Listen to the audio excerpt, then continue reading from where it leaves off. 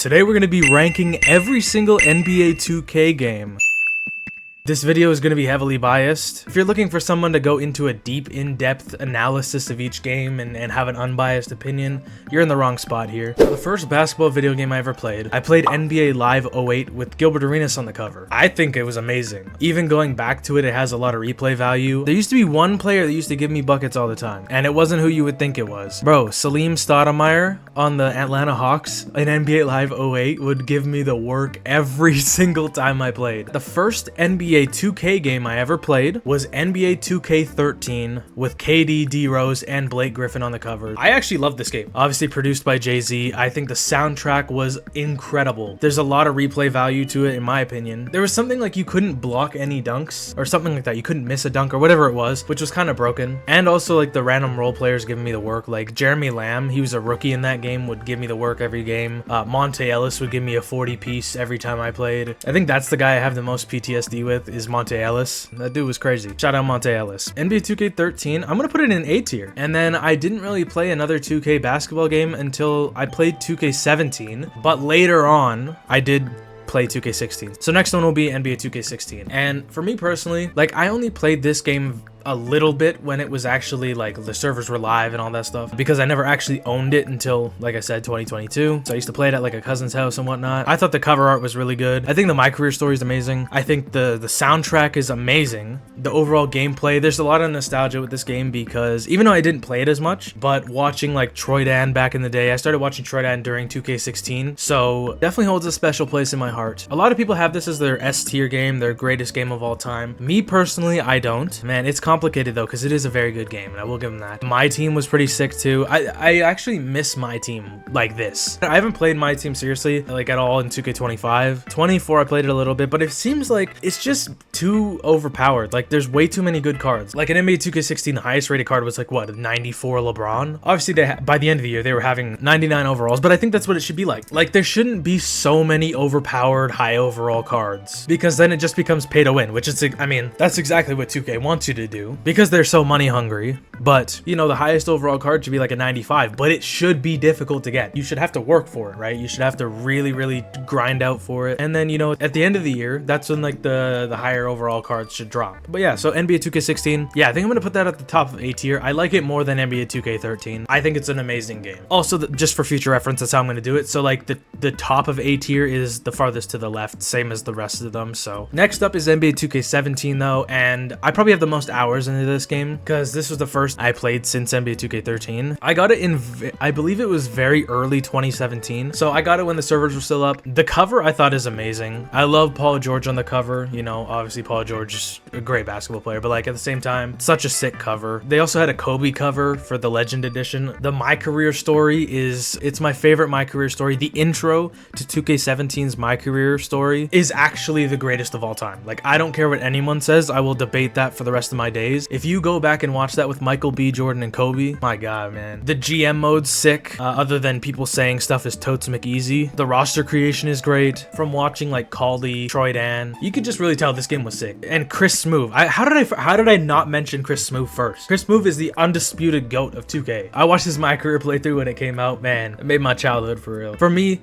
this is an S tier game. I'm so confident in saying it's an S tier game. There's no debate for me. All right, so next up is 2K18, and it has Kyrie on the cover. It had DeMar DeRozan on the cover in Canada. I believe Shaq was on the Legend Edition, which I thought all three covers were amazing. I know they dropped the cover originally when Kyrie was still in the Cavs, so I remember that like awkward, like, oh shit. So they had to remake the cover sort of thing. This game was a bit of a disaster. The gameplay was kind of ass. There was a lot of like, I wouldn't say glitchy, but actually, it was kind of glitchy. Literally, you could be a 60 overall, do a snatchback into a drive, and the driving in that game was crazy. If you were facing a rim runner, you were basically cooked. Like, they could just do a snatchback and drive past you, and there's nothing you could do about it. You could have a 99 defense, and there's still a 50-50 chance of them just being able to run past you because of the animations for driving in that game. The shot meter was kind of ass. I didn't like it too much. The shooting was weird. I did play this game a lot, though. A lot of My Team as well. I thought My Team was pretty cool in this game. The soundtrack, I feel like this is one of the greatest soundtracks. Like from top to bottom, there's no misses. The My GM was very similar to 2K17, and I feel like this was the last year, or at least one of the last 2Ks, where the sim was actually realistic. There wasn't like 6 players averaging 35 points a game and triple doubles and this and that and this and that. The good scorers were averaging a lot of points, and you know, 20 points was actually good. I think overall this game is like a D tier. The My Career Story was absolute pathetic joke. Like, you were playing pickup basketball as a part-time DJ, and then an NBA scout just pulls up to the park and recruits you. What type of shit is that? That's never happening in real life. That's the most like unrealistic shit I've ever seen in my life. Shammy Wells was awful for me. I don't know if he was for anyone else, but he was awful. One of the worst shooters. And don't even get me started on Lil Tasty or whatever that bitch's name was with her Reese's Puffs. Like, get that shit out of here, bro. But yeah, I don't know. This game it's not a good game. Okay, so now we move to 2K19. I love the cover of this game. It's a unique cover, to say the least. I got it Christmas Day of 2018. This is when I started really playing like Park and Rec and stuff like that. I was ass, I'll admit it. I was a pure post, which was a broken build if you knew how to use it. There were some games where I did really good, but yeah, I was the type of big man to try and pop corner threes with a 58 3-pointer, and I was not good at timing shots back then. So, but the game overall I thought was pretty fun. The sim was fun. My team was super fun. My career was fun. I think this game is actually a really solid game. I think this is the game where like stretch fours were broken. So I didn't like playing in the park that much because of that. You know, obviously being a post scorer, I always was the big man, so I had to guard the stretch fours. The soundtrack of this game is really good too. There's only like a couple misses, but overall it's like a very good soundtrack. I don't know, man. I'm leaning towards high B tier or low A tier. For a lot of people, I know it's one of their favorites, but I don't know, man. It's not that for me. I think I gotta put it in high B tier. So it's probably gonna stay at the top of B tier, so the rest of the games in B tier will go below it. Obviously, I didn't play any of the older 2Ks. I wish I did. I didn't get to play 2K11, which I know to a lot of people, it's the greatest game of all time. From what I've seen of it, it seems like it could be. And I know also 2K14 is up there for people a lot, but I don't want to rank the games that I haven't played. NBA 2K20. Now, this game, I have very mixed emotions about it because, like a lot of people during the quarantine, this was a game that we like thrived in. When it first dropped, I didn't like it, but I think that's with most 2Ks because you're just awful at it usually. For the first day, most people were pretty bad at it. As I kept on going, it grew on me, and then during COVID as well. I think this game was super fun because of COVID. I had some of the most fun on 2K that I've ever had in my life. And I met one of my best friends playing it too, whose friendship has been going on for 5 years now. We would streak in the park like 20 plus games. We would play in the rec and it would just be, bro, it would be buckets every single game. I think a lot of people get kind of blinded by the fact that it was COVID, so they immediately rank this as an S tier game. In terms of nostalgia, oh, 100% it's an S tier game, 100%. But overall, this game was objectively not that great. All of it seems so much better because of COVID, because that's the only option we played, because we played it every single day and had so much fun, right? But like objectively, it's not a good game. There was so many glitches with it. Don't even get me started on the bump steals. The bump steals were absolutely broken, man. Like if you walked near somebody, the ball was yours. Like it was disgusting how many bump steals you got in this game. The badges were kind of ass too. Like you needed a badge to speed up your jump shot. Like that's a little ridiculous. Like you needed quick draw and Hall of Fame to even have a hope in hell of getting your shot off quickly. I think that's ridiculous. And also like free throw ace did not need to be a badge. Free throw ace as a badge is cool, but like in that badge system where you had certain amount of badges you could redeem, you could pick out what badges you want. I didn't think that free throw ace needed to be a badge in that game. Nostalgia wise, it's a very good game. So I think I'm gonna put this under 2K19 in B tier. That's a little controversial, but I don't care. Now 2K21, this is like the beginning of the fall off.